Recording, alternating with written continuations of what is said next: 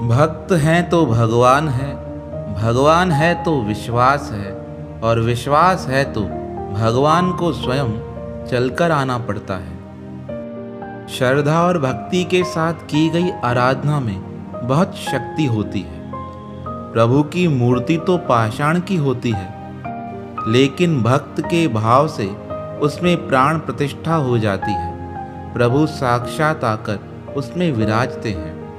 ऐसा ही एक पावन प्रसंग हम आपको सुनाने जा रहे हैं। एक साधु महाराज मुंबई के किसी क्षेत्र में रामायण की कथा सुना रहे थे। लोग आते और आनंद विभोर हो जाते। संत जी का नियम था, रोज कथा प्रारंभ करने से पहले आइए हनुमंत विराजिए कहकर हनुमान जी का आह्वान करते थे। फिर कुछ समय प्रवचन करते थे। एक वकील साहब हर रोज कथा सुनने आते। वकील साहब के भक्ति भाव पर एक दिन तर्कशीलता हावी हो गई। उन्हें लगा, महाराज जी कहते हैं आइए हनुमंत विराजिए, तो क्या सचमुच में हनुमान जी आकर बैठते हैं? तब वकील ने महात्मा से पूछ ही डाला, आप रामायण की कथा तो बहुत अच्छी करते हैं, हमें बड़ा रस आता है, परंतु आप जो गद्दी प्रतिदिन हनुमान जी को देते हैं, क्या सचमुच हनुमान जी उस पर आकर बैठते हैं? तब संत जी कहने लगे, यह मेरा व्यक्तिगत विश्वास है। राम की कथा हो रही हो तो हनुमान जी अवश्य पधारते हैं। तब वकील जिद करता हुआ कहने लगा, महाराज जी ऐसे बात नहीं बनेगी। हनुमान जी यहाँ आते हैं, इसका सबूत दीजिए। आपको साबित करके दिखाना चाहिए कि हनुमान जी आपकी कथा सुनने आते हैं। संत जी ने बहुत समझाया, भैया आस्था को किसी सबूत की कसौटी पर नहीं कसना चाहिए। यह तो भक्त और भगवान के बीच का प्रेम रस है, व्यक्तिगत श्रद्धा का विषय है। आप कहो तो मैं प्रवचन करना बंद कर दूं, या आप कथा में आना छोड़ दो। लेकिन वकील बड़ा हठी था, कहता ही रहा कि आप कई दिनों से यह दावा करते आ रहे हैं, यह बात और स्थानों पर भी कहते होंगे, इसलिए महाराज आपको साबित करना होगा कि हनुमान जी कथा सुनने आते हैं या नहीं आते हैं। इस तरह दोनों के बीच वाद विवाद होता रहा। मौखिक संघर्ष बढ़ता ही चला गया। हार कर संत जी ने कहा, हनुमान जी कथा में आते हैं या नहीं, इसका सबूत कल आपको मिल जाएगा। आज आप एक काम कीजिए, जिस गद्दी पर मैं हनुमान जी को बैठाता हूँ, वह गद्दी अपने साथ आप अपने घर ले जाइए, और जब कल सत्संग प्रारंभ हो उस समय उस गद्दी को अपने साथ लेकर आना। उसके बाद हम एक प्रयोग करेंगे। मैं गद्दी बिछाऊंगा और गद्दी बिछाने के बाद हनुमान जी को बुलाऊंगा, और हनुमान जी के आने के पश्चात आप उस गद्दी को उठाने का प्रयास करना। अगर गद्दी आपने उठा ली तो मैं समझ जाऊंगा मेरे वचन झूठे हैं, मैं झूठ कहता हूँ, और अगर आप गद्दी ना उठा पाए तो आप समझ लेना कि हनुमान जी पक्का हमारे सत्संग में आकर विराजते हैं। वकील इस कसौटी के लिए तैयार हो गया। संत जी ने कहा, हम दोनों में से जो पराजित हो जाएगा वह क्या करेगा, इसका निर्णय भी कर लें, यह तो सत्य की परीक्षा है। वकील कहने लगा, अगर मैं गद्दी को ऊपर नहीं उठा सका तो वकालत छोड़कर आपसे दीक्षा ले लूँगा, और आप अगर पराजित हो गए तो आप क्या करेंगे? साधु ने कहा, मैं कथा वाचन छोड़कर आपके ऑफिस का चपरासी बन जाऊंगा। अगले दिन मुंबई के पंडाल में भारी भीड़ हुई। जो लोग रोजाना कथा सुनने नहीं आते थे, वह भी भक्ति, प्रेम और विश्वास की परीक्षा देखने आए। काफी भीड़ हो गई, पंडाल भर गया। श्रद्धा और विश्वास का प्रश्न था।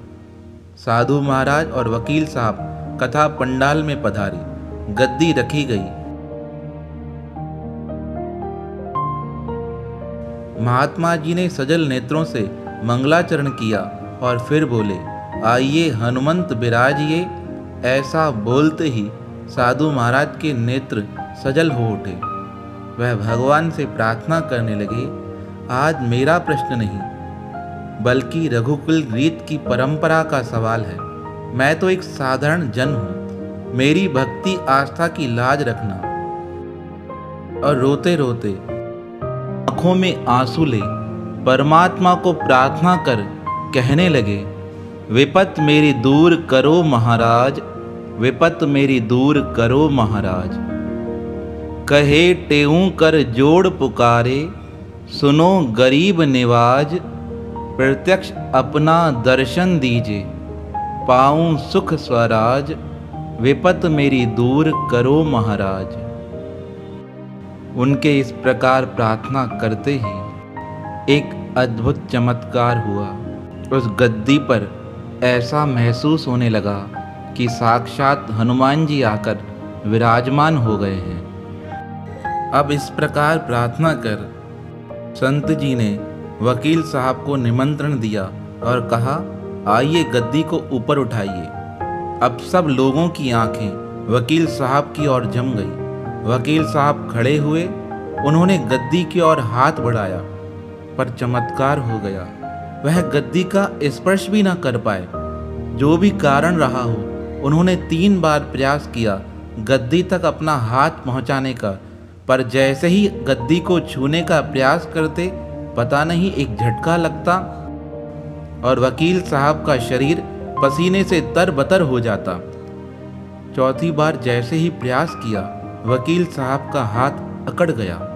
वकील साहब चिल्लाने लगे, अरे कौन है, मुझे हटाओ, कोई मुझे बचाओ। और इस प्रकार कहते हुए वकील साहब जमीन पर गिर पड़े।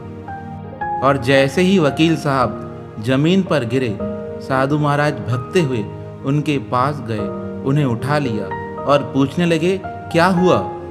तुम तो इस गद्दी को उठाने का प्रयास कर रहे थे, तुम तो इसे छू तक ना पाए। तब वह वकील कहने लगा, मैंने बहुत प्रयास किया इस गद्दी को छूने का, पर पता नहीं एक आश्चर्य हो रहा था। मैं इसके नज़दीक अपना हाथ पहुंचाने का प्रयास कर रहा था, पर मेरा हाथ वहां पहुंच नहीं पा रहा था और मेरे शरीर में ऐसी तकलीफ होने लगी कि मेरा सारा शरीर पसीने से तरबतर होने लगा, मुझे घबराहट होने लगी। तब वह साधु महाराज कहने लगे, तुम्हें यकीन हो गया कि अब हनुमान जी आते हैं या नहीं आते हैं?